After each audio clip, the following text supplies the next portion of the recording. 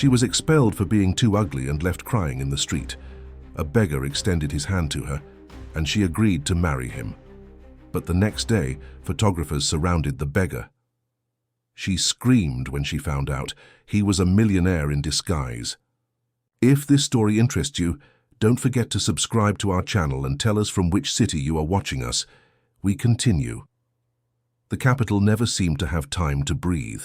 At the Millionaire advertising agency, located in the heart of the main avenue, Valeria Costa adjusted her glasses while organizing the presentation she would give in a few minutes. At 32 years old, and having graduated with honors in marketing, she had accumulated impressive professional achievements that contrasted with the treatment she received from her colleagues. From an early age, Valeria had learned that the world valued a specific type of beauty that she did not possess. Her asymmetrical face, marked by scars from severe acne in adolescence, and her body structure outside of conventional standards became easy targets for malicious comments, first at school in her hometown and now in the corporate environment of São Paulo. Valeria's presentation is scheduled for 10, right? We need to put her in the back room away from the clients. The voice of Marcela, Imaginary's account director, echoed through the hallway. You know how they value image. Valeria pretended not to hear, swallowing the lump that was forming in her throat. She took a deep breath and continued to review the numbers for the campaign she had developed for the largest cosmetics chain in the country. An irony of fate, considering how the beauty industry had always made her feel inadequate. The main conference room was abuzz when she walked in. Remy Lauren, the agency's CEO, was chatting animatedly with representatives from Belleza Natural. When they noticed her, their polite smiles masked looks of discomfort. Good morning, everyone, Valeria greeted, trying to ignore the awkward silence that followed. I've prepared a presentation about the new digital campaign we've developed, focusing on the diversity and inclusion that Belleza Natural values so much. Diversity. Interesting choice, said Deborah Moreau, Belleza's marketing director, with a razor-sharp smile. But I'm not sure that concept resonates with our target audience. Valeria maintained her composure. In fact, our research shows that 78% of Brazilian consumers want to see more representation in campaigns. We have consistent data that... Sorry, Valeria, Remy, her boss, interrupted with false cordiality. I think Deborah has a point. Maybe we should reconsider our approach. The meeting continued with Valeria being systematically ignored, her ideas dismissed without consideration. The humiliation culminated when Deborah, after looking at Marcela, whispered loudly enough for everyone to hear, "How can we trust a beauty campaign created by someone who clearly doesn't understand the subject?" Muffled giggles ran through the room. Valeria felt the blood drain from her face as she tried to maintain her dignity. "Excuse me," she said, standing with shaking hands. "I believe we have a scheduled break." In the ladies' room, Valeria stared at her reflection in the mirror. The cruel words still echoed in her mind, mixing with the memories of a lifetime of being judged by her appearance. Tears threatened to fall, but she held them back. Years of humiliation had built an emotional dam that was now overflowing. Her cell phone vibrated. It was a message from Paulo, a junior analyst and the only one at the agency who treated her with genuine respect. "I saw what happened. They don't deserve your talent, Vi. You're brilliant, don't let anyone tell you otherwise." That small gesture of kindness was enough to solidify the decision that had been forming in her subconscious. Valeria touched up her makeup, adjusted her navy blue blazer, and returned to the meeting room with a serenity that surprised everyone. "I apologize for the interruption," she said, gathering up her materials. "I would like to inform you that this will be my last presentation at Imaginare. I am handing in my letter of resignation, effective immediately." The silence that followed was different from the previous one, this time filled with astonishment. "Valeria, don't be impulsive," Remy tried to get around the situation, aware of the value she represented to the company, despite the treatment she received. "We can discuss this later." "There's nothing to discuss," she replied, with a calmness she didn't know she possessed. "I've worked tirelessly for 5 years at this agency, developing award-winning campaigns and bringing in important clients. I've never allowed comments about my appearance to affect my professional performance, but today I've realized that no matter how hard I try, some environments will never value me for what really matters. Deborah looked uncomfortable while Marcella avoided eye contact. Valeria continued, "The campaign I created is complete and ready for implementation. Paolo knows all the details and will be able to continue. As for me, I choose to no longer participate in a system that promotes external beauty while ignoring the toxicity of its own structures." With these words, Valeria left the room, leaving behind an eloquent silence. In the elevator, alone, she allowed herself to breathe deeply for the first time in years. The weight she carried on her shoulders seemed lighter, replaced by a frightening but also liberating uncertainty. In her apartment in the Prati neighborhood, Valeria sat on the small balcony overlooking the city, São Paulo stretched out before her, imposing and chaotic, a reflection of her own life at that moment. She called her parents, who were worried about her sudden decision. "Daughter, are you sure? How are you going to pay the bills?" asked her mother, Donna Clara, worried. "Mom, I have savings for a few months. I need this time to find myself again." After hanging up, Valeria opened her laptop and wrote an email to her network, letting them know she was available for freelance work. Then she did something she had never allowed herself to do. She burst into tears, releasing years of pent-up frustration. They were not just tears of sadness, but also of relief and the courage to finally choose herself. The next morning, Valeria woke up with a strange feeling of freedom.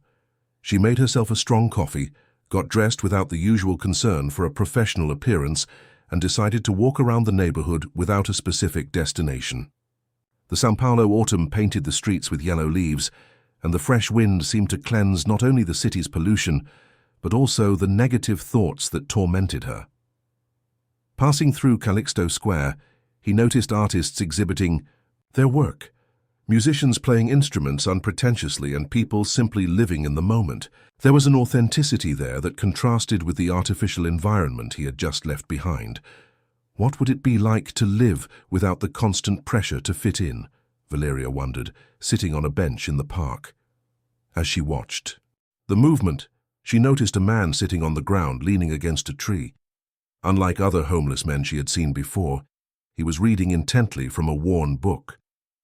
There was something about his posture that conveyed a quiet dignity, despite his shabby clothes and disheveled hair. Valeria found herself returning to Praça Calixto in the following days, always watching the mysterious man with his book from afar. On a particularly cold Thursday for the São Paulo autumn, she decided to approach him, taking with her 2 cups of hot coffee from a nearby coffee shop. "Excuse me," she said, holding out one of the glasses. "I thought you might like something warm on this cold day." The man looked up from his book. "The Little Prince," Valeria noted, and stared at her with deep brown eyes that seemed to hold stories from several lifetimes. There was something unsettlingly familiar in his gaze. "Thank you," he replied in a surprisingly clear and polite voice, accepting the coffee. A rare kindness these days. "Valeria Costa," she introduced herself, pointing to the space next to him. "May I?" "At ease. I'm Raphael Salin," he replied with a discreet smile that briefly illuminated his face, battered by time and circumstances. Raphael appeared to be around 40 years old, although it was difficult to say. His beard was unshaven but well-groomed, and despite his simple, worn clothes, one could see that he took unusual care with his personal hygiene. There were traces of a natural elegance about him that not even adversity had been able to erase. "The shoe." "Little Prince," Valeria commented, pointing to the book. "One of my favorites since childhood." "What is essential is invisible to the eyes," Raphael quoted. "I've always wondered how many problems the world would avoid if we took that phrase seriously." The conversation flowed with surprising ease. Raphael spoke about literature with knowledge and passion, analyzing classic and contemporary works with a perceptiveness that intrigued Valeria. She discovered that he visited the municipal library regularly and was able to access books through donations. "And you, Valeria," "What do you do for a living besides offering coffee to strangers in squares?" he asked in a light tone that made her smile. "Until a week ago, I was a creative director at an advertising agency. Now I'm re-evaluating my path," she replied, surprised by her own honesty. Raphael watched her for a moment, as if he could see beyond her words. Sometimes we need to lose the map to find our true route. In the days that followed, the meetings in the square became part of Valeria's routine. She would bring coffee, sometimes a snack, and they would talk about everything and nothing. Raphael never spoke directly about how he had come to be in this situation, and Valeria respected his silence, sharing her own journey in carefully chosen fragments. On a rainy Saturday, worried about Raphael, Valeria looked for him in the square, but did not find him in his usual place. After walking around the area with an umbrella, she saw him sheltering under the awning of a closed store. "I thought of you in this rain," she said, sitting down next to him, ignoring the disapproving looks of a passing couple. "I brought you a sandwich and a hot chocolate." "You shouldn't worry about me," Raphael replied, accepting the food with gratitude in his eyes. "I've been surviving on the streets of São Paulo for years." "It's not an obligation, it's a choice," she replied simply. The rain intensified, and Valeria noticed that Raphael was shaking slightly, despite trying to hide it. Without thinking much, she made a decision. "I have a sofa bed in my apartment. It's small, but it's dry and warm. You could spend the night there, just until the rain stops." The look Raphael gave her contained a complex mix of emotions: surprise, distrust, gratitude, and something else she couldn't identify. "Why are you doing this? You barely know me," he questioned, his low voice nearly drowned out by the sound of the rain. Valeria thought for a moment. "Maybe because for the first time in a long time, I found someone who sees the real me, not just my appearance." Valeria's apartment in Prati, although small, was cozy and organized. Raphael entered hesitantly, as if he was afraid of contaminating the environment with his presence. "You can use the bathroom to take a hot shower," she offered, handing him a clean towel and some clothes she had bought for her father last Christmas, but had ended up staying in São Paulo. "I'll make us something to eat." As Raphael bathed, Valeria reflected on how unusual the situation was. She had invited a homeless stranger into her home, something she had never imagined doing. Yet, there was something about Raphael that inspired trust, a dignity and integrity that transcended his current condition. When he came out of the bathroom, Valeria barely recognized him. Without the stubble and with his hair clean and combed back, Raphael revealed harmonious features that had previously been obscured. His clothes, although simple, fit him perfectly, highlighting a posture that did not belong on the streets. "Much better," she smiled, indicating the small table where she had prepared a simple meal: vegetable soup, bread, and cheese. "Please sit down." During dinner, they talked about books, films, and music. Raphael demonstrated an impressive cultural knowledge, citing authors and works with familiarity, discussing films with the insight of a critic, and revealing a refined and eclectic musical taste. "You don't belong on the streets," Valeria commented, pouring herself some more soup. "How did someone like you end up in this situation?" Raphael lowered his eyes, a veil of sadness crossing his face. "Life sometimes takes us down unexpected paths. Let's just say I had to disappear from who I was." The cryptic answer only heightened Valeria's curiosity, but she did not press further. The mutual respect that was building between them was too precious to risk with invasive questions. After the meal, Raphael helped her wash the dishes, a movement that revealed habits from a previous life very different from the current one. Valeria prepared the sofa bed in the living room and showed her where the extra blankets were. "Good night, Raphael. Sleep well," she said, heading to her room. "Valeria," he called, turning her around. "Thank you, not just for the shelter, but for treating me as a person." Those simple words touched Valeria deeply. How many times had she longed to be seen beyond her appearance, to be treated as a person and not as an image to be judged? The next morning, Valeria woke up to the smell of fresh coffee.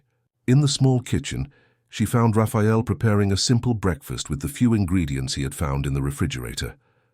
"I hope you don't mind," he said, a little embarrassed. I wanted to give back somehow. "It's a wonderful surprise," she replied, genuinely touched by the gesture. They had coffee together, chatting about trivialities. The rain had stopped, and Raphael mentioned that he needed to go, although Valeria could hear a reluctance in his voice. "You can stay a little longer if you want," she offered, surprising herself. "The weather is still unstable." Raphael hesitated, studying her with those deep eyes that seemed to see beyond words. "Why are you doing this, Valeria? Most people cross the street to avoid people like me. Maybe it's because I've never fit into what most people consider acceptable," she answered honestly. "I've spent my life being judged by my appearance, being considered less worthy because I don't meet beauty standards. When I see him, I don't just see someone who's homeless. I see a human being with depth, intelligence, and dignity. An understanding silence settled between them, a silent connection between two souls who in different ways knew the pain of rejection and judgment." Raphael's presence in Valeria's apartment lasted for more days than either of them had initially imagined. What was supposed to be a one-night stand turned into a weekend, then a week. There was a growing complicity between them, fueled by long nighttime conversations, shared breakfasts, and a mutual understanding that Valeria had never experienced before. As she worked on freelance projects on her laptop, she watched Raphael reading the books on his bookshelf, lost in distant worlds. There was a natural elegance about him that years on the streets had not erased. The way he turned the pages, the way he held his coffee cup, small gestures that revealed traces of a very different past life. "You worked in advertising then?" Raphael asked one afternoon, as Valeria was finishing a project for an old client who had approached her. "For almost 6 years," she replied, turning away from the screen to rest her eyes. "I started as a junior copywriter and worked my way up to creative director. I loved creating concepts that challenged people's perceptions." "And why did you leave?" The question hung in the air, filled with genuine curiosity. Valeria hesitated. Sharing her experiences of rejection had always been difficult, but with Raphael, she felt she could be honest without being judged. "I was tired of having my work overshadowed by my appearance," he finally replied, "of hearing comments about how I didn't fit the company's image, even when my campaigns won awards and attracted important clients." Raphael nodded understandingly. The corporate world can be cruel in its superficiality. "The final straw was when I presented a campaign about diversity and inclusion for a cosmetics brand, and the client suggested that I was not the right person to talk about beauty, as if my ideas were worth less because my face doesn't fit the standards she sells." "And then you left." "I just got up and left," Valeria confirmed, a small smile appearing as she recalled the moment. "It was scary but also liberating." "Courage," Raphael commented, closing the book he was reading. "It takes courage to abandon the familiar, even when it hurts us." There was something in the tone of her voice that suggested personal experience, a clue to her own history that Valeria had been patiently trying to unravel. "And you, Raphael? What did you do before the streets?" He looked away, fixing his gaze on the cityscape outside the window. The setting sun painted the São Paulo sky with shades of orange and red reflecting off the countless buildings. "I lived in another world," he replied vaguely. "A world of appearances and superficiality that eventually suffocated me." Valeria didn't press. Raphael's stories came in fragments, like pieces of a puzzle that she patiently put together. He mentioned international travel, spoke fluent English, French and Italian, and occasionally dropped references to high society events. It all hinted at a former life of privilege that contrasted sharply with his current situation. That night, as they prepared a simple dinner together, Valeria noticed how her apartment, once a solitary refuge, now pulsed with a different energy. Raphael's presence had brought a new dimension to her life, stimulating conversations, shared laughter, comfortable silences. "Teach me how to make that sauce," she begged, watching him deftly maneuver between the limited spices in his kitchen to create something extraordinary. "I learned it in Florence," he explained, measuring out olive oil precisely. "There was an elderly chef who took me in during a storm. We spent the whole evening talking about food and philosophy, as he taught me culinary secrets passed down through generations. You've traveled a lot, then? I've seen every corner of the world, he confirmed, a nostalgic gleam in his eyes. But I've never really belonged anywhere. After dinner, sitting on the small balcony with cups of tea, Raphael surprised Valeria by asking about her childhood. You mention your parents so fondly. Valeria smiled, recalling distant memories. My parents are simple and loving people. My father is a mechanic. My mother is an elementary school teacher. They always encouraged me to study, to seek a better life than theirs. What about... How did you deal with people judging you by your appearance?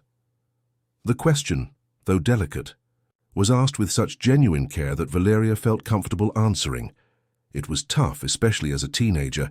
Kids can be cruel. There were nicknames, social exclusion, nasty comments. My mother always said that true beauty was in character. Knowledge, actions. My father was more pragmatic. He said I needed to be so competent that no one could ignore me no matter what I looked like. Sage advice, Raphael murmured. And did it work? Partly, she replied contemplatively. I became obsessed with academic and professional excellence, always at the top of my class, the most dedicated. Had work. But still doors would close for reasons that had nothing to do with my ability. Raphael reached out, gently touching her hand, the first deliberate physical contact between them. People fear what they don't understand, and true beauty, the kind that transcends the physical, frightens those who only know the superficial. That touch, simple and warm, sent a rush of emotion through Valeria's body. It had been so long since she had allowed herself to feel that she had built walls around her heart to protect herself from disappointment. It's late, she said, gently removing her hand. I have a video conference with a potential client tomorrow. Over the next few days, something subtly changed between them. There was a new layer of awareness, a quiet acknowledgement of feelings that were beginning to blossom. Valeria found herself thinking about Raphael during the day, anticipating their nightly conversations, finding excuses to extend their stay. 1. Saturday morning, they decided to visit the antiques fair in Calixto Square, the place where they had met. Walking among the stalls, Valeria noticed how Raphael knew many of the vendors, who greeted him with genuine respect and affection. You have friends everywhere, she commented, as they browsed used books at a stall. When you live on the streets, you learn to value human connections, he replied. It's those little daily kindnesses that keep us human. As they walked, Valeria noticed curious glances directed at them, an unlikely couple in the eyes of society. A woman with an ordinary appearance next to a man who, even in simple borrowed clothes, radiated a magnetic presence.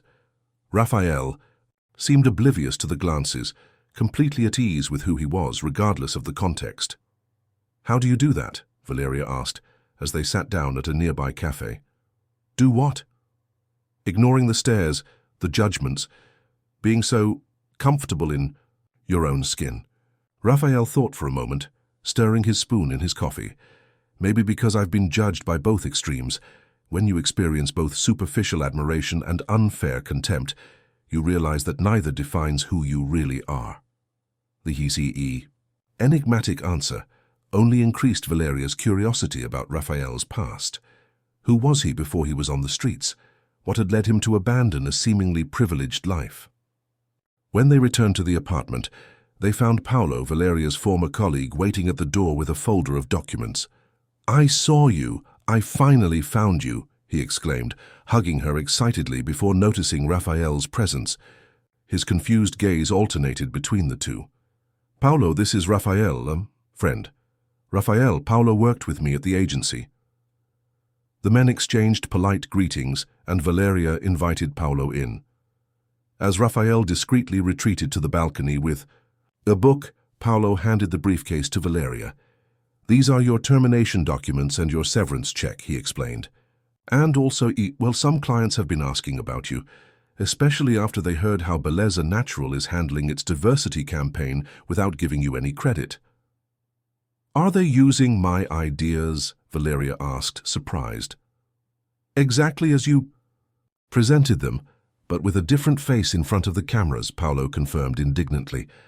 I thought you should know. After Paolo left, Valeria remained seated on the couch, absorbing the information that her work was being used without her consent or acknowledgement.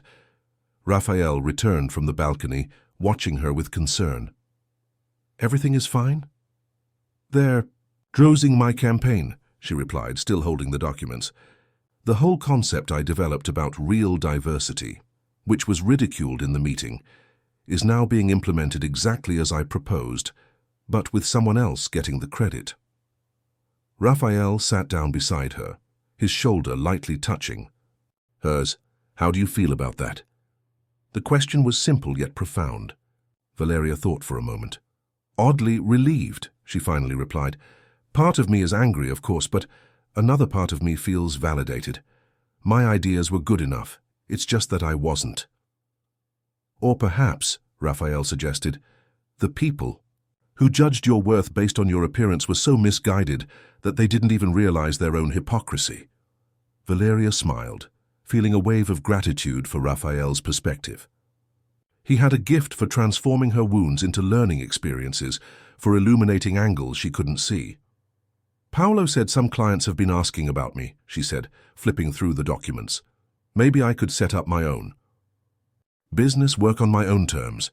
You would be brilliant, Raphael said with conviction, creating campaigns that truly celebrate diversity, not just as a marketing strategy, but as a core value. His confidence in her abilities warmed Valeria's heart. For weeks they had shared the small apartment, developing a comfortable routine and a friendship that grew, stronger every day. Raphael helped with the housework, cooked amazing dishes with simple ingredients, and offered valuable insights into Valeria's freelance projects. He never mentioned leaving, and she never suggested he do so. That night, sitting on the balcony under the starry sky of São Paulo, a rarity amid the light pollution of the metropolis, Valeria felt it was time to ask the question she had been avoiding. Raphael, what happened to you? How did someone with your education, your knowledge, end up living on the streets? He was silent for so long that Valeria thought he wouldn't respond. When he finally spoke, his voice was thick with restrained emotion. I lived a life that many would consider enviable, he began, looking out over the illuminated city. I had money, status, people who admired me, or at least admired what I represented. Raphael paused, running his hand through his now well-groomed hair. But everything was based on appearances. I was valued only for my exterior, for the image I projected. Every aspect of my life was controlled, shaped to satisfy other people's expectations. Even my relationships were superficial, people attracted by image, not essence. What changed? Valeria asked softly. There was an event that destroyed everything I believed in, he replied, the pain evident in his voice.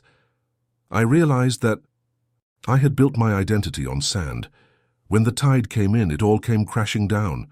Raphael turned to face her, his eyes shining with intensity. One day, I simply walked away from that life. I left behind the money, the status, the identity that wasn't truly mine. I chose to disappear.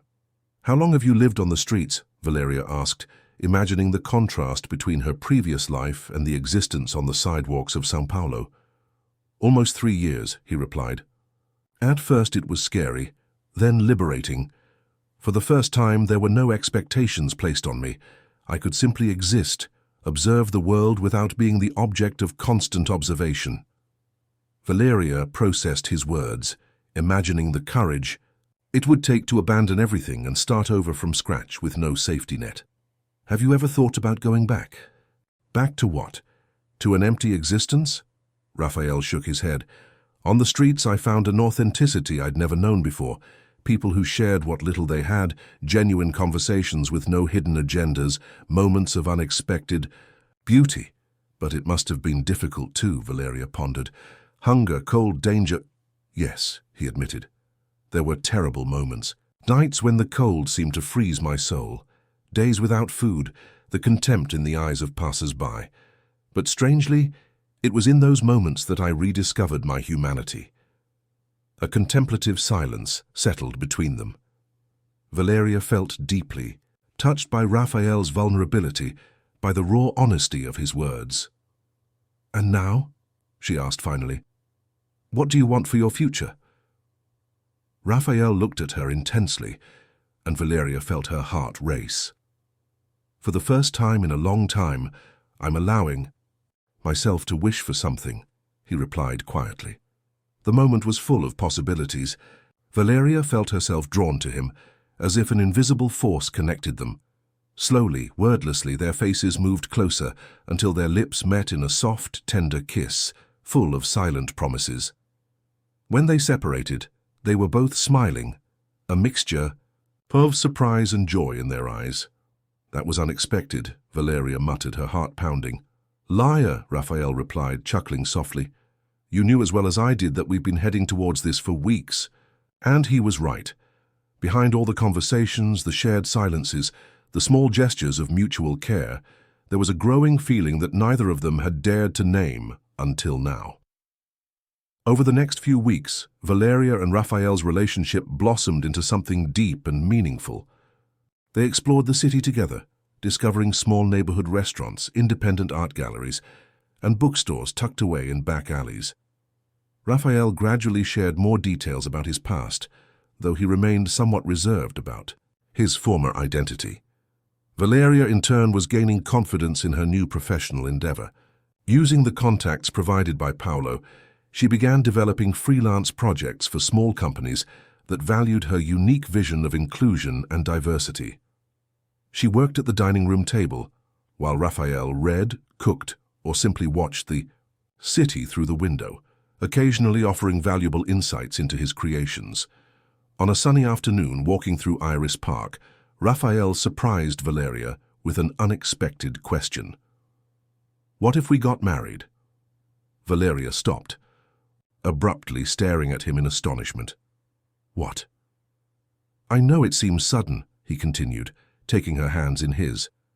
"We've only known each other for 3 months, but I feel like I've found something in you that I've been searching for my whole life. Someone who sees me for who I really am, not for appearances or status."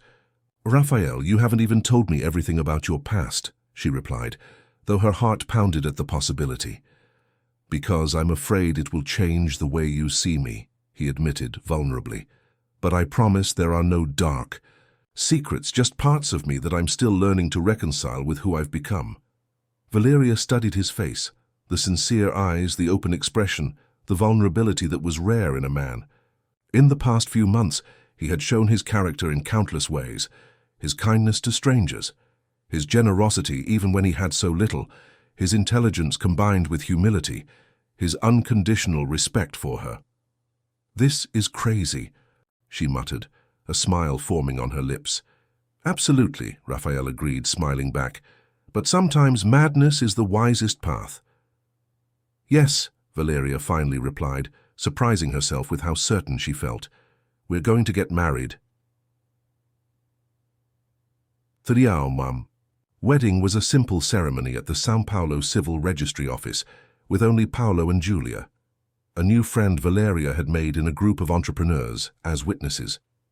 Valeria's parents were unable to attend due to her father's fragile health, but they sent their blessings via video call, promising to meet their son-in-law soon. Raphael did not have up-to-date documents, which led to some bureaucratic complications that were resolved with the help of a lawyer recommended by Paolo.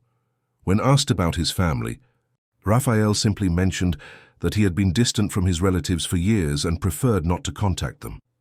After the ceremony, they celebrated with lunch at a small trattoria in Bexiga, where the owner, who knew Raphael from his days on the streets, insisted on offering the meal as a wedding gift. "To our journey," Raphael toasted, raising a glass of wine, "to finding beauty where others see only the ordinary." "Because we see with our hearts, not just our eyes," Valeria replied, clinking her glass to his. The first months of marriage brought a pleasant routine for Valeria and Raphael. Their small apartment in Prati, once a solitary refuge, was now full of life and laughter. Valeria expanded her freelance client base, specializing in campaigns that celebrated authentic diversity, while Raphael contributed valuable perspectives on their projects, revealing a keen eye for communication and design. One Saturday afternoon, while organizing the closet, Valeria found an old box with photographs from her adolescence that she had not revisited for a long time. Raphael sat next to her on the floor, examining the images with genuine interest. "You always had such expressive eyes," he commented, holding up a photo of Valeria at 15 at a school presentation. "My hardest time," she confessed, touching the image with nostalgia. "My acne was at its worst. My teeth were still in braces and I felt like a complete wreck. I see a young woman with a determined look, who already knew she didn't fit the mold but still faced the world with her head held high," Raphael observed, surprising her with his insight. Valeria smiled, touched by the way he could always see beyond the surface. "And you? Do you have any photos from your youth?" A shadow crossed Raphael's face. "Not with me. I left everything behind when I chose to disappear." It was one of the rare times he mentioned his mysterious past. Valeria respected his silence, confident that he would share his full story when he was ready. Days later, while Valeria was working on a proposal for a plus-size clothing brand, the intercom rang. It was a delivery man with a registered letter, addressed to Raphael Salon. Curious, she signed for it. When Raphael returned from the supermarket, Valeria handed him the official envelope. "To you. It seems important." Raphael examined the envelope with a puzzled expression, as if he had not expected any correspondence. When he opened it, his face paled visibly. Valeria watched with growing concern as he read the document, his hands trembling slightly. "What's wrong? Bad news?" "Not exactly," he replied, carefully folding the paper. "It's from a lawyer's office. My uncle's passed away." "Oh, Raphael, I'm so sorry." Valeria stepped closer, offering comfort. "We weren't close," he explained distantly. "I hadn't seen him in years, but apparently he left me an inheritance." "An inheritance," Valeria repeated, surprised. Raphael had never mentioned having relatives with resources. "He was my only living relative," Raphael continued, still absorbing the news. "A great uncle, actually. Never married, no children. I didn't even know he was looking for me." "And how did they find you?" "Our marriage certificate," Raphael smiled weakly. "Apparently his lawyer was monitoring the registry offices for my name. When we got married, we created an official trail." In the following days, Raphael seemed thoughtful, often lost in thoughts he did not share. Finally, after a visit to the lawyer's office, he returned to the apartment with a changed expression, a mixture of astonishment and determination. "We need to talk," he said, sitting down next to Valeria on the couch. "You're scaring me," she replied, closing her notebook. "What happened?" "My uncle's inheritance is substantial," Raphael revealed, choosing his words carefully. "More than I could have imagined. A house in Holberg, properties in the countryside, investments, bank accounts." Valeria absorbed the information slowly. "So you're rich?" "Technically, yes," he confirmed, looking uncomfortable with the idea. "My uncle was a successful investor, lived frugally, and amassed a considerable fortune over the years." The revelation hovered between them like a physical presence. Valeria tried to process what this meant for their lives, for the man she had known living on the streets, who valued simplicity and genuine human connection. "How do you feel about that?" she asked finally. Raphael sighed deeply. "Confused. For years I lived with nothing, discovering that I needed very little to be happy. Now suddenly I have resources that could support several comfortable lives. That's quite a responsibility," Valeria commented, squeezing his hand. "Exactly," Raphael agreed, his eyes meeting hers with renewed intensity. "And I've spent the last few days thinking about how to use that responsibility in a meaningful way." Raphael stood up, walking to the window that overlooked the city. The setting sun gilded the buildings, creating a dramatic contrast of light and shadow over São Paulo. "On the streets I met extraordinary people, Valeria. People with talents, dreams, and potential that society wastes because it cannot see. Beyond their condition. People who, like us, were judged by their appearance, not by their essence." He turned to face her, his eyes shining with newfound purpose. "What if we used this heritage to create a space for these people? Not just a traditional shelter, but a place of transformation and dignity." a center that offered not just basic needs, but real opportunities for a new beginning. Valeria felt her heart race at the vision Raphael was drawing, a place that sees people for who they really are, not for what they appear to be. Exactly, he confirmed, sitting back down beside her and taking her hands in his. We could offer temporary housing, vocational training, psychological care, legal assistance, a place where vulnerable people could recover not only their livelihood, but their self-esteem and purpose. Raphael's excitement was contagious. Valeria visualized the possibilities, her creative mind already imagining how they could structure the project. Your experience in marketing and communications would be vital, he continued. We could develop a support network, engage companies and institutions, create a new narrative about social inclusion. It would be a dream. Come true, Valeria murmured, thrilled at the prospect of merging her professional talents with such a meaningful cause. But are you sure? It's such a life-changing experience. Raphael held her face tenderly.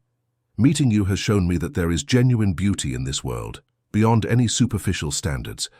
I want others to have the chance to make that same discovery. In the following weeks, the dream began to take concrete form. Raphael, with the help of his uncle's lawyer, organized the legal issues of the inheritance and established a non-profit foundation. Valeria developed the visual identity and communication strategy for the project, which they named Esencia, Centro de Transformação Social. The couple visited dozens of properties until they found the ideal space, an old industrial warehouse in Belleville, with a large built area and an internal courtyard close to subway and train stations. The strategic location would facilitate access for vulnerable people from different parts of the city. The renovation of the space was planned with meticulous care. Socially engaged architects, recommended by Valeria's contacts, developed a design that prioritized dignity, accessibility, and sustainability. The warehouse would be transformed into a complex with temporary dormitories, classrooms, creative studios, offices for psychological and legal services, a community cafeteria, and common areas. As they oversaw the start of construction, Valeria noticed how Raphael was changing every day. The reserved man she had met in the square now radiated purpose and energy, involving himself in every detail of the project, establishing connections with NGOs, universities, and companies that could contribute to the initiative. I never imagined my career in advertising would prepare me for this, Valeria said one evening, as they were finalizing the foundation's website. I always felt like a fish out of water in that industry, but now I see that I was just in the wrong place.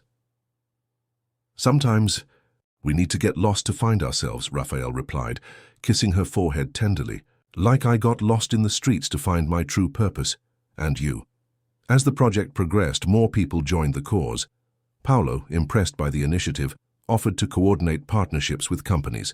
Julia, who worked in social assistance, contributed technical knowledge about public policies. Artists, teachers, cooks, doctors, volunteers from various fields offered their time and talent.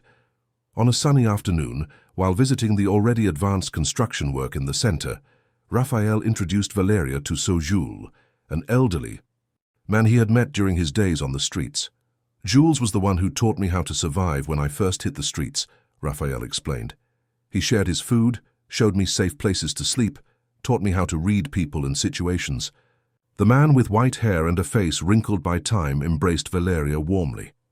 The inauguration of the Esencia Center took place on a spring morning, when the newly planted jabuticaba trees in the inner courtyard were showing their first buds. The former industrial warehouse, once abandoned and dilapidated, now glowed with life and purpose. The exterior walls featured a collaborative mural created by local artists and future beneficiaries of the project, depicting diverse faces joined by colorful threads, a visual metaphor for human connection that transcends appearances. Valeria, dressed in a turquoise dress she had carefully chosen for the occasion, watched with emotion as the crowd gathered for the ceremony. Representatives from the city government, local business people, journalists, social activists, and most importantly, dozens of vulnerable people who would be the first to be welcomed by the center. "Are you nervous?" she asked Raphael, who was adjusting his tie in front of the makeshift mirror in the new administrative office. "Oddly enough, no," he replied with a serene smile. "I feel as if my whole life has been preparing me for this moment." Valeria adjusted the collar of her shirt affectionately. "Who would have thought that the man I found reading in the square would change my life this way?" "We are transformed by true encounters," Raphael replied, kissing her softly, "and this is just the beginning of our journey." The inauguration ceremony was conducted with simplicity and emotion. Raphael, overcoming his usual reserve, spoke eloquently about the mission of Centro Essentia, to create a space where marginalized people could rediscover their intrinsic value and develop tools to rebuild their lives with dignity. "This is not a welfare project," he explained to the attentive audience. "It is a space for mutual transformation. Here we do not distinguish between those who help and those who are helped. We all have something to offer and something to learn." Valeria watched her husband with admiration. In just a few months, he had transformed from a reserved man, silently carrying his mysterious past, into an inspiring leader who channeled his experiences to create meaningful change. After the official speech, guests were invited to tour the center's facilities. Valeria led a group of journalists, explaining each space with the infectious enthusiasm that had become her trademark. "Here we have professional training rooms where we will offer courses in gastronomy, crafts, digital design, cutting and sewing, among others. We believe that developing tangible skills is fundamental for autonomy." The temporary dormitories were impressive for their dignity and privacy. Far from the institutional model of traditional hostels, each resident would have their own space with a comfortable bed, individual locker, and study desk. The community cafeteria will function not only as a food space, but also as a culinary laboratory, where culinary students can practice their skills, Valeria explained. "We have partnerships with restaurants that will offer internships to graduates." One of the spaces that generated the most interest was the communications studio, equipped with computers, cameras, and audio equipment. There, residents would learn to tell their own stories through podcasts, videos, and texts, developing essential communication skills for the contemporary job market. The narrative about people in vulnerable situations is usually constructed by others, Valeria explained to journalists. "We want them to have the tools to construct their own narratives with their authentic voice." Among the guests at the inauguration was Donna Clara, Valeria's mother, who had traveled for the event. Her father, still recovering from heart surgery, was unable to attend, but followed everything via video call on his wife's cell phone. "My daughter," Donna Clara whispered, hugging Valeria with tears in her eyes. "How good God is. Remember how many times you cried because of the mean comments, and now look at what you have built with all that pain." Valeria felt emotion tighten in her throat. "I didn't build it alone, Mom. Raphael showed me that our wounds can become bridges to help others." Donna Clara looked fondly at her son-in-law, who was chatting animatedly with a group of future residents of the center. "He has light in his eyes. Your father said he was a good man from the first time they video chatted." The inauguration continued into the afternoon, with cultural presentations, demonstration workshops, and a cocktail party prepared by chefs, who volunteered to train the first group of the center's gastronomy course. When the last guest left, Valeria found Raphael sitting alone in the inner courtyard, watching the sky as it began to take on the colors of sunset. "What are you thinking about?" she asked, sitting down next to him. "How surprising life is," he replied, lacing his fingers with hers. "A year ago I was sleeping on park benches, never imagining that I would find not only true love, but a purpose greater than myself." In the weeks following its inauguration, the Essentia Center came to life. The first residents arrived, men and women of different ages and backgrounds, united by their experience of social vulnerability and their desire to rebuild. Each was carefully interviewed by a team of social workers, psychologists, and educators to identify their specific needs and develop a personalized development plan. Valeria coordinated the communications team, developing awareness campaigns on social issues and training residents interested in learning digital marketing photography, and content production skills. Raphael, in turn, focused on administrative management and establishing new partnerships that could expand the project's reach. The work was intense and challenging, but deeply rewarding. Each little Valeria, one resident finding a job, another reconnecting with family, another discovering an artistic talent, was celebrated as a collective triumph. One Thursday afternoon, while leading a storytelling workshop with a group of residents, Valeria was surprised by an unexpected visitor. Paolo entered the room with an enigmatic expression, asking to speak in private. "What happened?" she asked, concerned about his serious expression. "I need to show you something," he replied, holding out a magazine. It arrived at the agency today. It was a special edition of Fashion Brazil, the main publication in the national fashion market, with a cover story about 50 years of Brazilian fashion. On the cover, a mosaic of photographs of iconic moments in national fashion over the decades. "Look at the central photo from the 2000s, Paolo indicated. Valeria examined the image and felt her heart skip a beat. It was a runway photo from São Paulo Fashion Week in 2005, featuring a stunning male model in an impeccably tailored suit. A model who, despite his sophisticated look and confident posture, she would recognize anywhere. "Raphael," she murmured in disbelief. "Tiago Moreau," Paolo corrected softly, "one of the most successful Brazilian models of the 2000s, face of international campaigns, a constant presence on the world's biggest catwalks, until his mysterious disappearance in 2015 after—" "No," Valeria interrupted, handing back the magazine. "If there's something to know, I want to hear it from him." Paolo nodded understandingly. "I figured that's how it would be, but I thought you should be prepared. The magazine will be out tomorrow, and with the Essence Center's growing public profile, it's only a matter of time before someone makes the connection." After Paolo left, Valeria remained in her office. The magazine closed on the table like a potentially explosive object. Her mind was spinning with questions, trying to reconcile the man she loved, her compassionate and discreet Raphael, with the idea of Tiago Moreau, a celebrity in the fashion world. When she returned to the apartment in Prati, which they still kept despite spending most of their time in the small room they had adapted at Centro Essencia, she found Raphael preparing dinner, as he often did when they needed a moment of normality amidst the hustle and bustle of the project. "I made that shrimp pasta you love," he announced, turning to greet her with a kiss. He immediately noticed her troubled expression. "What happened?"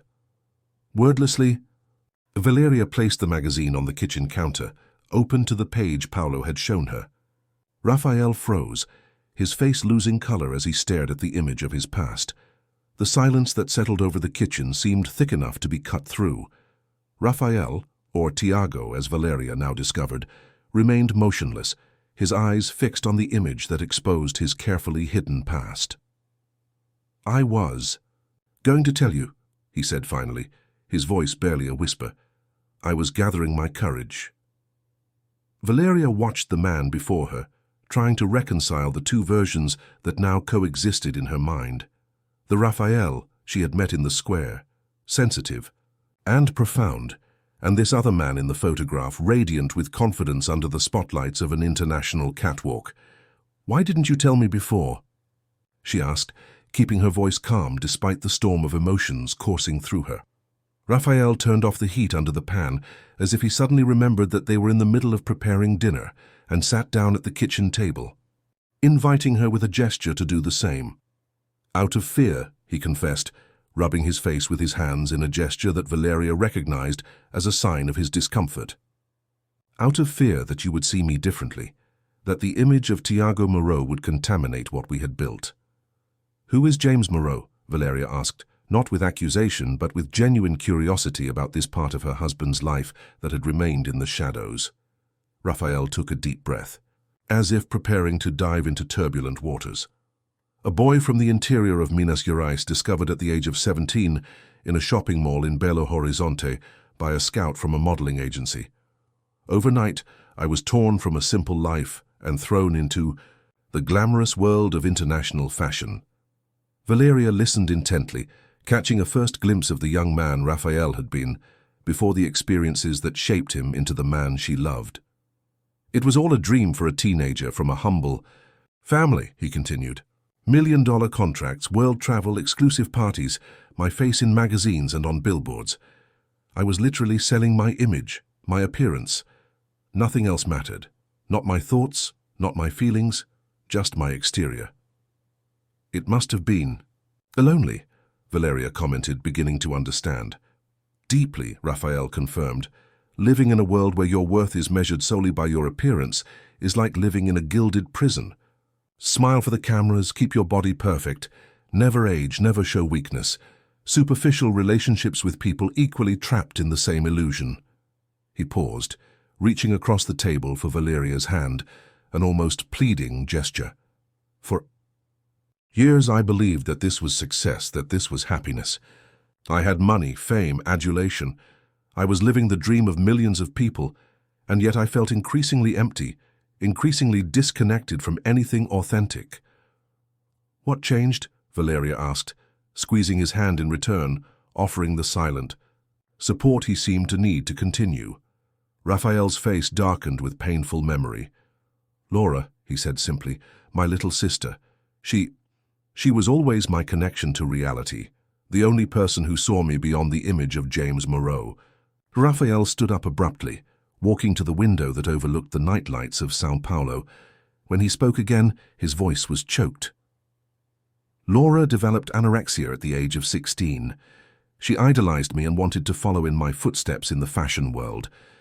She began to follow increasingly restrictive diets and exercise compulsively.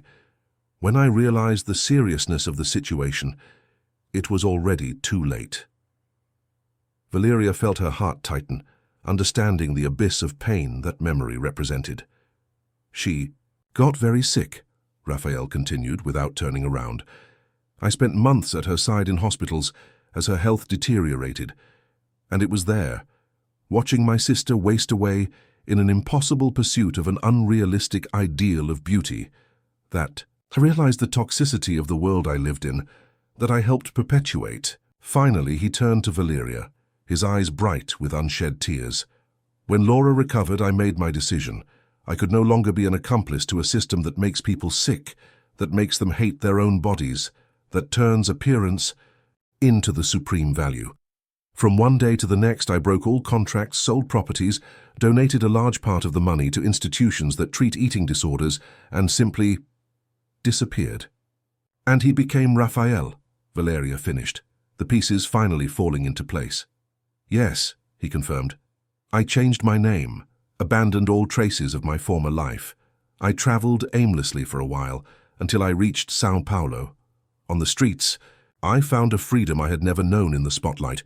For the first time, I was not judged by my appearance.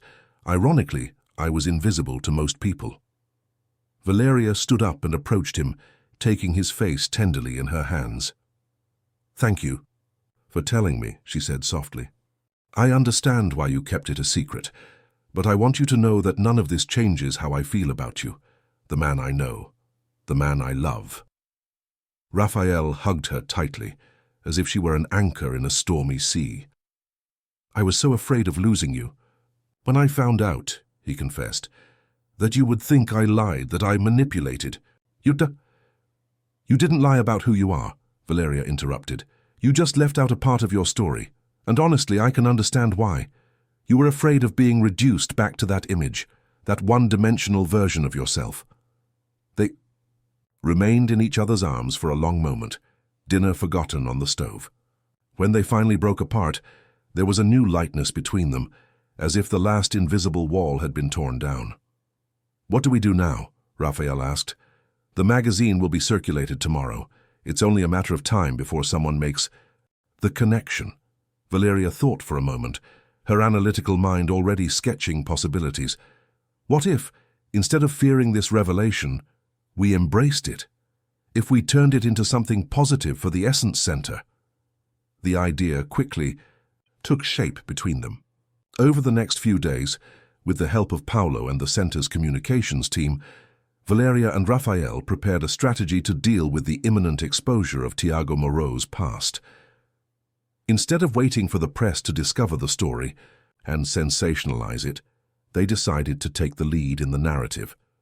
Raphael gave an exclusive interview to a respected journalist from Folha de São Paulo, revealing his former identity and explaining his journey, from fame to anonymity on the streets, and then to the creation of Centro Essencia. "I have lived in both extremes," he said in the interview, which appeared on the cover of the Sunday issue. "I have been idolized for my appearance and then made invisible because of my social status. These experiences have taught me that true human dignity lies beyond these superficial perceptions." The story captured the public's imagination. What could have been a scandal became a powerful narrative of personal transformation and social purpose. Newspapers, magazines, and television programs competed for interviews with the couple, interested not only in the sensationalist aspect of the former model who lived on the streets, but mainly in the revolutionary work they were doing at Centro Essencia. Valeria, with her talent for communication, ensured that the focus remained on the center's mission, not just Raphael's personal story. Together, they took every media opportunity to discuss broader issues: the unrealistic beauty standards promoted by the fashion industry, the social invisibility of homeless people, the importance of valuing the human essence beyond appearances. Within 6 months of its unveiling, Centro Essencia had expanded significantly. The unexpected publicity attracted new partners and donors, allowing it to expand its programs and open a second facility in eastern São Paulo. Most importantly, the center had become a national model for social reintegration, with delegations from other cities regularly visiting to learn about its methodology.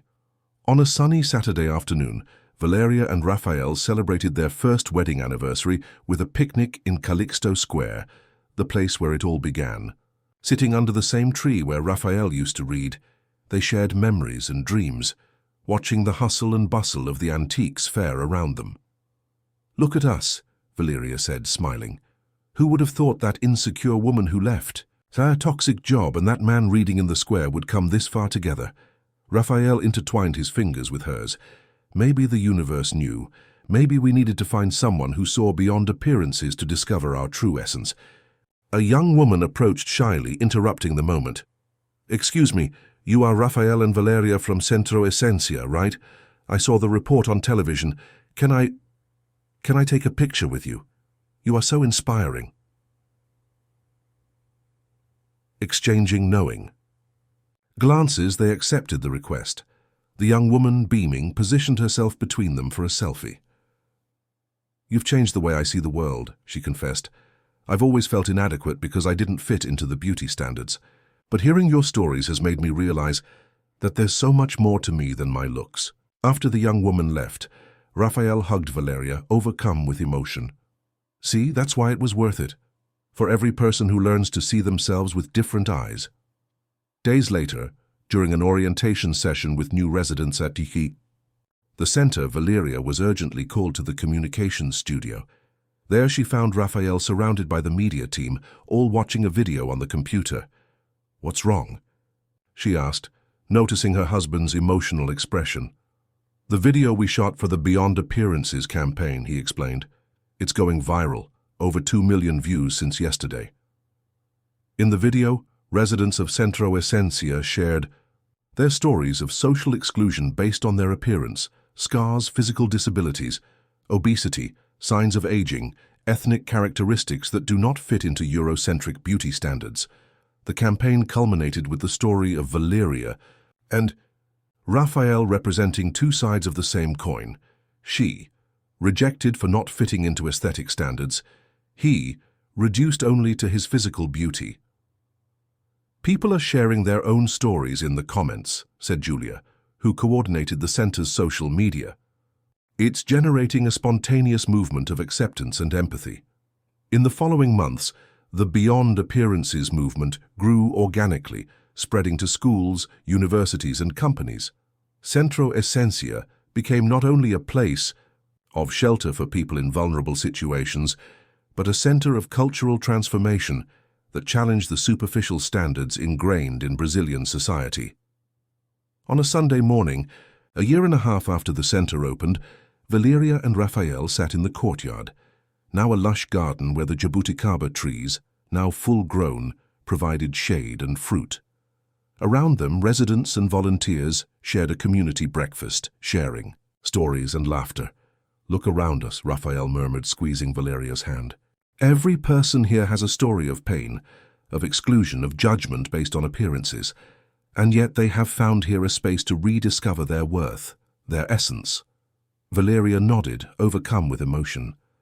"It's funny how life works. We've both suffered from judgments based on appearance, me for not being considered pretty enough, you for being reduced to your beauty alone. And from that shared pain, something so meaningful was born." "What is essential is invisible to the eyes," Raphael quoted, recalling the words from The Little Prince that they had discussed at their first meeting. "And now we are helping others see the invisible," Valeria added.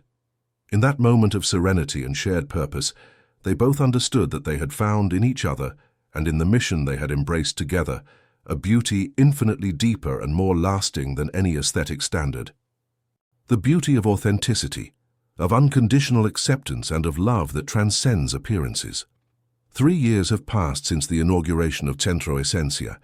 What had begun as an idealistic project by an unlikely couple had transformed into a national movement for inclusion and appreciation of human diversity. The original center in Belleville was no longer sufficient to meet the growing demand, and now 3 additional units operated in different regions of São Paulo, in addition to branches in Belo Horizonte, Rio de Janeiro, and Salvador, all following the same philosophy, to see beyond appearances.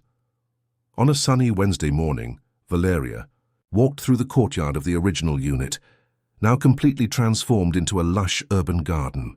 The jabuticaba trees, now mature, were laden with shiny black fruit, and the beds of aromatic herbs tended by the residents perfumed the environment. The place that had once been an abandoned warehouse pulsed with life and purpose. Dona Valeria. An excited voice caught her attention. It was Juliana, a young woman in her early 20s who had arrived at the center 8 months earlier, deeply scarred by a severe facial burn that had disfigured half of her face as a teenager. "I need to show you something incredible." Juliana, who was participating in the center's digital communications program, pulled Valeria into the studio, where a group of residents were excitedly working on computers. "Our documentary was selected for the Brasilia Social Documentary Festival," she announced, showing the confirmation email. "We are the only participants made up exclusively of people in situations of social vulnerability."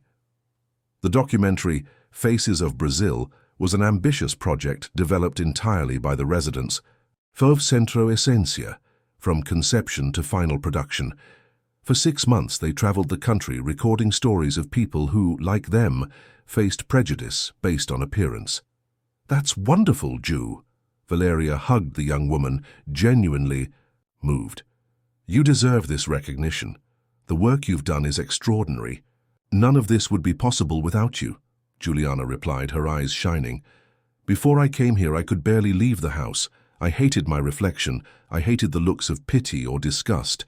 Now I'm directing a documentary that will be shown at a national festival." Moments like that still moved Valeria deeply. Seeing people who arrived shattered by social rejection blossom into their potential was daily confirmation that the path she had chosen alongside Raphael was the right one. As she walked to her office, Valeria received a message from Julia, now the executive director of the Essence Foundation, the non-profit that ran all the centers.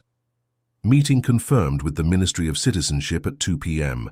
They want to discuss the implementation of our model as a national public policy. Raphael is already on his way to Brasilia." Valeria smiled, remembering how her once private husband had become an outspoken advocate for inclusive politics. The man who had once sought complete anonymity now used his story and his former fame as a platform to promote structural changes in society. Upon arriving at his office, he found Paulo, who in recent years had become not only a close friend, but also the Foundation's communications director. "The numbers from the latest social impact report are impressive," he announced, placing a folder on the table. 87% of residents who complete the 6-month program are re-employed. 92% report significant improvements in their self-esteem and ability to cope with discrimination. And most importantly, Valeria added, flipping through the report, the stories behind these numbers. Every person who walks through the center takes away a new narrative about themselves and the world. Paolo nodded, settling into the chair in front of the desk. "Remember when you left the agency that day? Who would have thought that moment of rupture would lead to all this?" Valeria smiled, remembering the insecure young woman who a few years ago had had the courage to leave a toxic environment without imagining the transformations that would come. "Life has a funny way of guiding us exactly where we need to be," she replied, "even if the path seems tortuous at the time." After reviewing the day's agenda, Valeria went to the video conference room to participate remotely in the meeting in Brasilia. On the big screen, she saw Raphael alongside representatives from the ministry presenting with passion and knowledge the social reintegration model developed by Centro Essentia. "What sets our approach apart," he explained, "is that we do not treat people in social vulnerability as mere recipients of assistance. We recognize and value their unique skills, talents, and potential.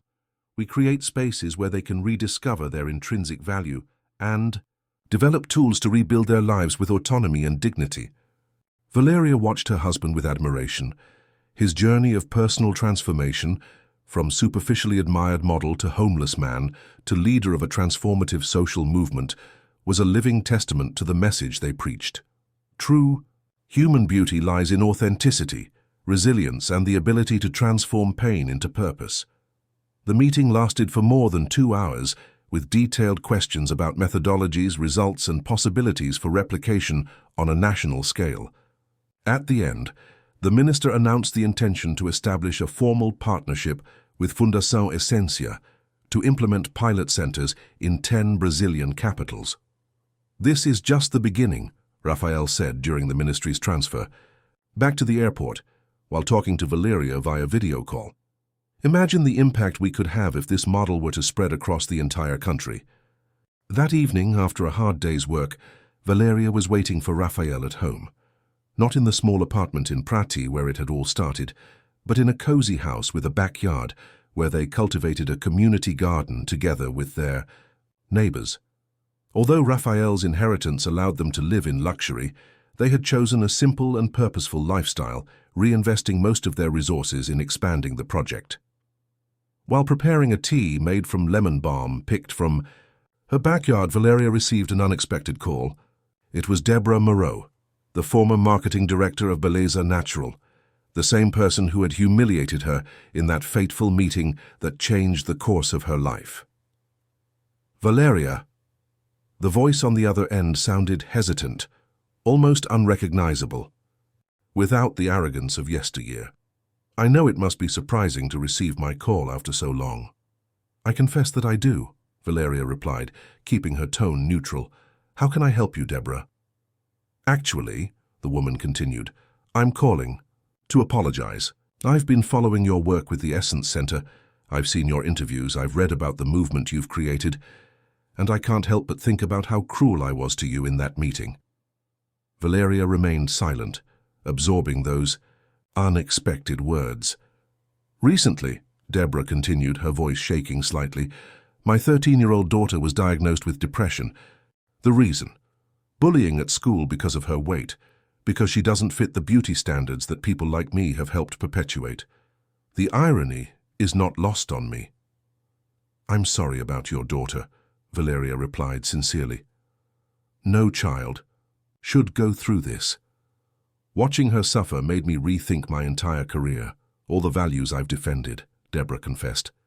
"And it made me remember that day, the way I treated you, as if your professional value was diminished by your appearance." The conversation continued for a few minutes, with Deborah expressing genuine regret and interest in the work of the Essence Center. At the end, she asked if she could visit the center, perhaps as a volunteer. "Our center is open to anyone who wants to contribute," Valeria replied, without rancor. And perhaps your marketing expertise could be valuable to our residents who are learning digital communication. After hanging up, Valeria sat on the balcony, contemplating the starry sky of São Paulo, a rarity that always made her think about how lucky she was. Deborah's call was yet another confirmation that the work they were doing with Centro Essencia was creating waves of transformation that spread far beyond its walls. The sound of the front door announcing Raphael's arrival. He entered the room with a tired but satisfied smile, carrying a small suitcase and a bouquet of sunflowers, Valeria's favorite flowers. "I miss you," he said simply, hugging her tightly. "Brasilia is exhausting, but it was worth it." As they shared the news of the day over a simple dinner.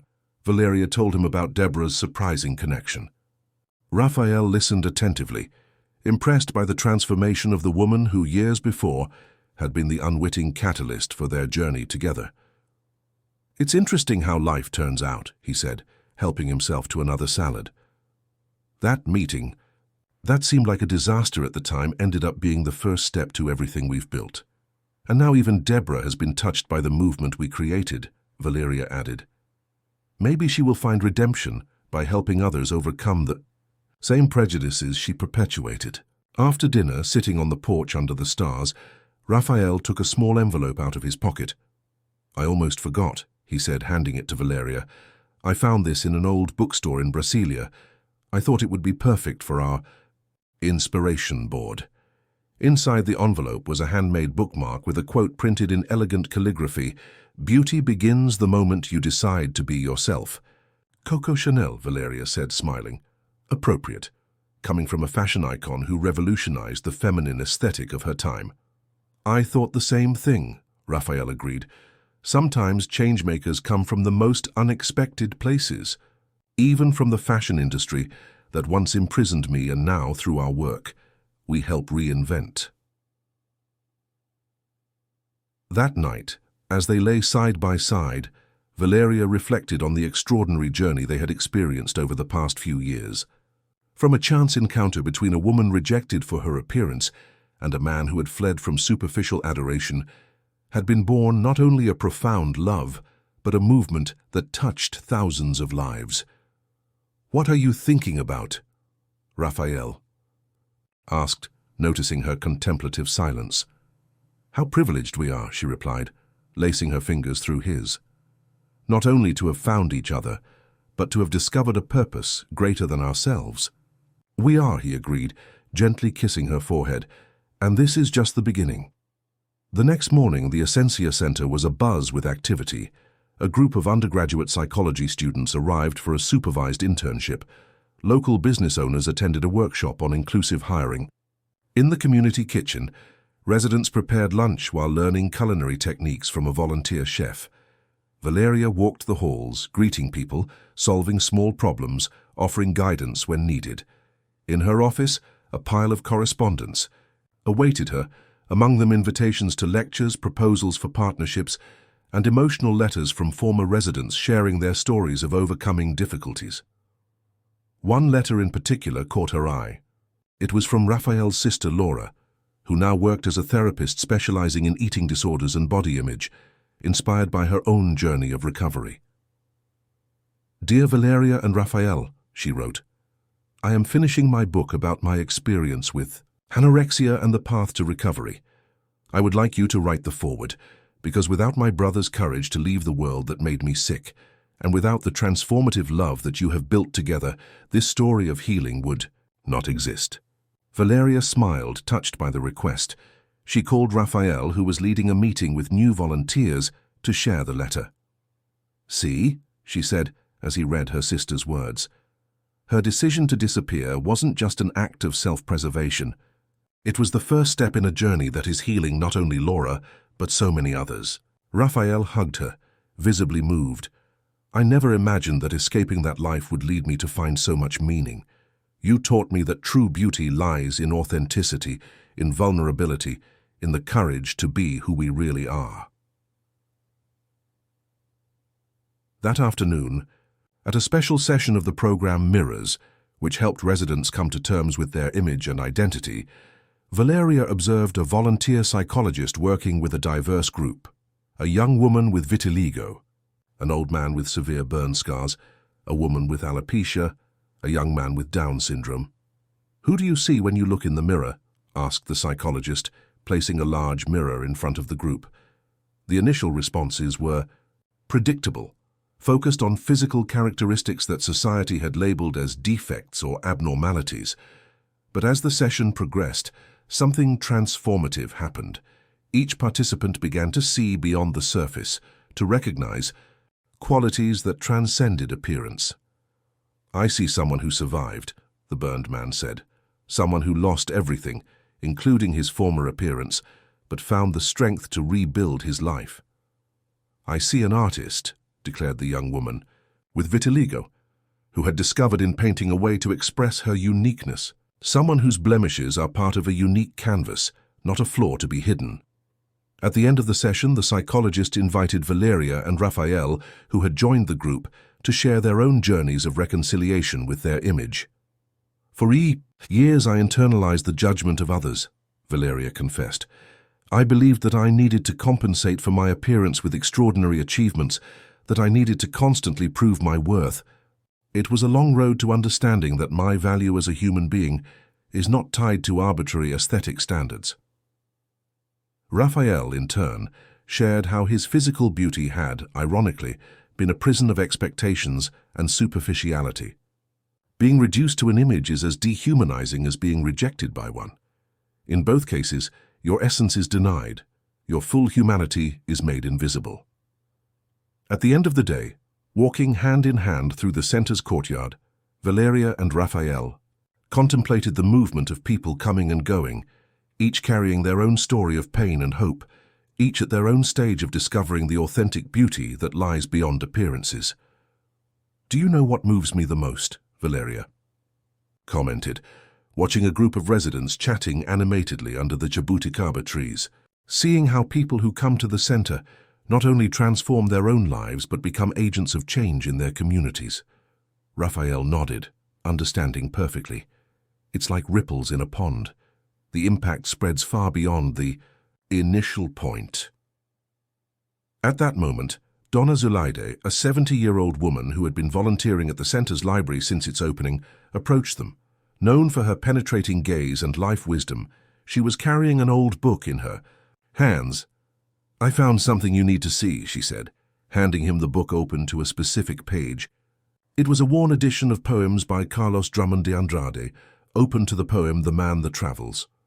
"Read the last stanza," Donna Zulaide indicated with an enigmatic smile. Raphael read aloud, "Man, such a small creature on earth, get upset on. Earth place of much misery and little fun. Makes a rocket, a capsule, a module play for the moon and cautiously descends on the moon. Steps on the moon, plant a flag on the moon. Try the moon, colonizes the moon, civilizes the moon, humanizes the moon. Humanized moon, so similar to Earth. The man gets bored on the moon. Let's go to Mars. He orders his machines. They obey, the man lands on Mars, steps on Mars, colonizes, civilizes, humanizes Mars with ingenuity and art. Humanized Mars, what a square place. Shall we go to the other part?" "Sure," says the man. "Let's go to Venus." Man sets foot on Venus, see the visa, is that it? Idem. Man makes plan to climb to Jupiter. Humanized Jupiter equal to Earth, Mars, Venus, Mercury, Uranus, Neptune, Pluto, humanized. Man can achieve almost anything, it just can't be happy. A reflective silence followed the reading. Donna Zulaide observed the couple with her wise eyes. "You have created something rare in this world," she said finally, "a place where people do not try to mold each other into their own image, but are encouraged to discover and celebrate their own essence. A place where being different is not a flaw to be corrected, but a uniqueness to be honored." With these words, the lady walked away, leaving Valeria and Raphael to absorb the depth of her observation. "She's right," Valeria murmured, resting her head on her husband's shoulder as they watched the setting sun paint the São Paulo sky with shades of orange and red. "Ultimately, what we've created here is a space of liberation, where people can simply be without masks, without performances, without the crushing weight of impossible standards. Raphael gently kissed her forehead, feeling a deep gratitude for the shared journey. And perhaps, he added, that is the real revolution, creating spaces where authenticity is valued over conformity, where beauty is recognized in its infinite expressions, not just in the narrow forms dictated by an appearance-obsessed culture. As they walked back to the center's entrance, where a group of new residents were arriving to begin their journey of transformation, Valeria and Raphael shared the silent certainty that they had found in each other and in the mission they had embraced together, what the man in Drummond's poem tirelessly sought among the stars, the genuine happiness that arises when we allow ourselves to be fully who we are and help others to do the same.